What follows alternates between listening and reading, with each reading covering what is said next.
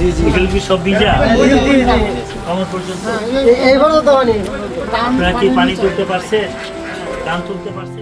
কিশোরগঞ্জের হাওড়-বেষ্টিত উপজেলা অষ্টগ্রামে প্রাকৃতিক দুর্যোগে সর্বস্ব হারানো প্রান্তিক কৃষকদের পাশে দাঁড়িয়েছেন জেলা পরিষদ প্রশাসক খালেদ সাইফুল্লাহ ভিপি সোহেল। সরকারি দায়িত্বের ঊর্ধ্বে উঠে মানবিক দায়বদ্ধতা থেকে ক্ষতিগ্রস্ত কৃষকদের ঘুরে দাঁড়ানোর নতুন স্বপ্ন দেখাচ্ছেন তিনি।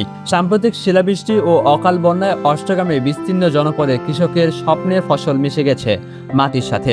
এই সংকটকালীন মুহূর্তে ক্ষতিগ্রস্ত ইউনিয়নগুলোতে সরাসরি পরিদর্শনে যান জেলা পরিষদ প্রশাসক। তিনি কেবল এলাকা পরিদর্শনই করেননি, বরং ক্ষতিগ্রস্ত কৃষকদের আঙ্গিনায় গিয়ে তাদের দুঃখ দুর্দশার কথা শোনেন এবং গভীর সমবেদনা প্রকাশ করেন।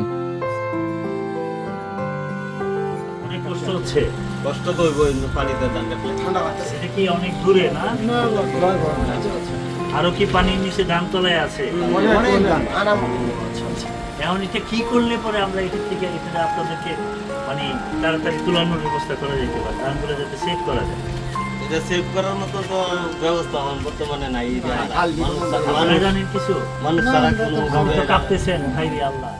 কৃষকদের সাথে মতবিনিময়ের সময় খালেদ সাইফুল্লাহ সোহেল স্পষ্ট ভাষায় জানান, হাওরের কৃষকই অর্থনীতির প্রাণ। তাদের বিপদে জেলা পরিষদ কোনোভাবেই নিশ্চুপ থাকবে না। এ সময় তিনি সরকারি সহায়তার পাশাপাশি জেলা পরিষদের পক্ষ থেকে বিশেষ আর্থিক বরাদ্দ ও পুনর্বাসন প্রক্রিয়া জোরালো আশ্বাস দেন।